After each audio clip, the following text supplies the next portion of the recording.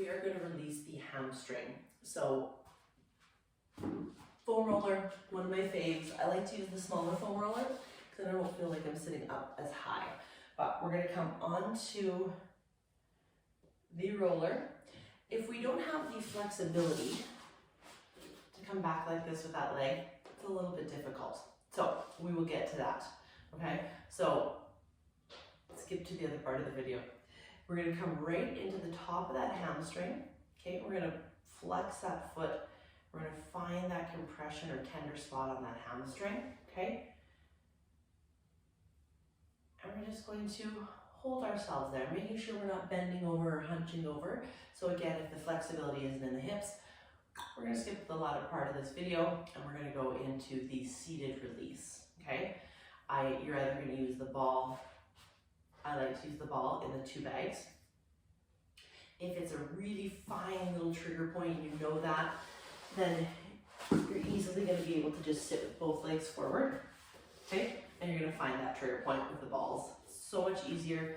The hamstring and the fascia just melds around the balls and you're gonna hang out there. So hamstring, okay, to contract the hamstring, you're gonna just pretend, you can't see my feet here, but you're gonna pretend you're pulling, okay, I'm flexing my foot and I'm gently, isometrically means not moving, digging my heel into the floor and pretending I'm pulling the floor towards me, okay?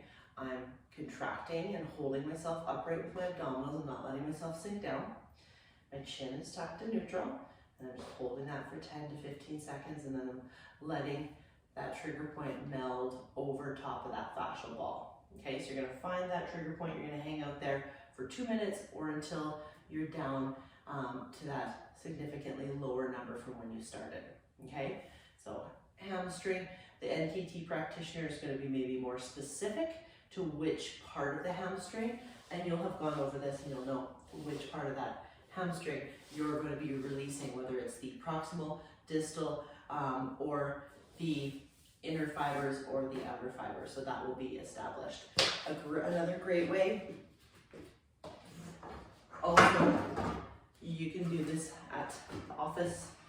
You can just sit on the ball right here. Hang out. Great way to do it so that you're not having to sit on the floor, and we have a little bit more of a hamstring flexion here, so knee flexion, so you can contract using that knee flexion instead of the straight legged hamstring contraction, and then that will help release. You can really get right up in the greater trochanter, doing it on